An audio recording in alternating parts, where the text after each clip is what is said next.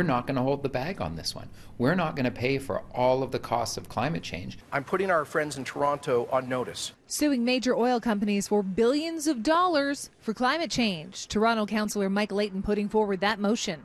We're not going to pay for all of the costs of climate change. We expect the companies that have profited off the release of greenhouse gases to contribute. Layton, the son of former federal NDP leader Jack Layton, says his motion is to explore what options they have as they face incredible repair costs for massive storms and flooding that have ravaged the city's infrastructure in recent years and for years to come.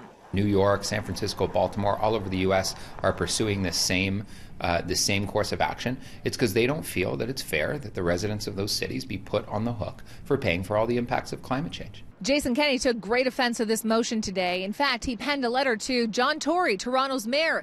In it, he said that Alberta's in a difficult and divisive time, and that any other city that's targeted the Alberta energy industry has not fared well. I went on to say recently the town of Whistler, British Columbia, adopted a motion similar to Councillor Layton's. This resulted in an immediate and widespread boycott of Whistler tourism by Albertans and the cancellation of several major conferences planned for that town. Ultimately, the mayor of Whistler apologized to Albertans and for his council's divisive motion.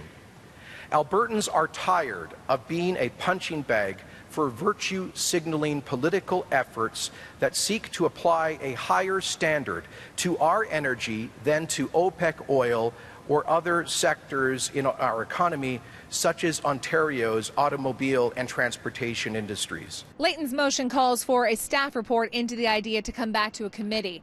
Any legal action would be subject to a vote. In Calgary, Tara Overholt, City News.